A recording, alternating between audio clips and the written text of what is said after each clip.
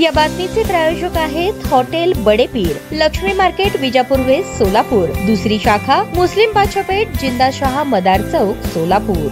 येथील NR Kabra and कंपनीची रक्कम ₹58 लाखांची आर्थिक फसवणूक केल्याप्रकरणी सोलापूर येथील लक्ष्मण भीमाशंकर कोनाळे वय 36 याचा प्रथम वर्ग न्यायाधीश सोलापूर M रेडेकर यांनी जामीन अर्ज मंजूर केला। यात हकीकत अशी 2023-2024 कालावधीमध्ये आरोपी लक्ष्मण कोनाळे हे फिर्यादी कंपनीमध्ये अकाउंटंट म्हणून कामास होते। आरोपीने फिर्यादीच्या विश्वासाचा गैरफायदा घेऊन फिर्यादीच्या फॉर्मच्या नावाने बनावट शॉप ऍक्ट काढून फिर्यादीच्या शिक्क्याचा फायदा घेऊन कर्नाटक बँकेत खाते काढले। तसेच क्लायंटचे आयकर रिटर्न्स आणि GST रिटर्न्स साठीचे पैसे स्वतःच्या खात्यावर घेऊन त्याचा आयकर न भरता एकूण रक्कम ₹58,11,042 फसवणूक केली। या प्रकरणी आरोपी लक्ष्मण कोनाळे याच्या विरुद्ध जोडभावी पेठ पोलीस स्टेशन येथे भारतीय दंडविधान संहिता कलम 408, 420, 465, 467, 471, 34 प्रमाणे गुन्हा दाखल झाला होता। सदर गुन्ह्याचा तपास आर्थिक गुन्हे शाखा सोलापूर यांच्याकडे वर्ग करण्यात आला होता। सदर प्रकरणातील आरोपीला अटक झाल्यानंतर त्यांनी ॲडव्होकेट देवदत्त बोरगावकर यांच्या मार्फत सोलापूर येथील न्यायालयात जामीन अर्ज दाखल केला होता। त्याची सुनावणी होऊन आरोपीच्या वकिलांनी युक्तिवाद केला। सरकार पक्षाने त्यास जोरदार हरकत घेतली। दोन्ही बाजूच्या वकिलांचा युक्तिवाद विचारात घेऊन न्यायालयाने आरोपीचा जामीन अर्ज मंजूर केला। या प्रकरणात आरोपीतर्फे ॲडव्होकेट देवदत्त बोरगावकर, ॲडव्होकेट शिवानी करवा, ॲडव्होकेट निकिता कुलकर्णी यांनी तर सरकार पक्षातर्फे ॲडव्होकेट शिल्पा बनसोडे यांनी काम पाहिले।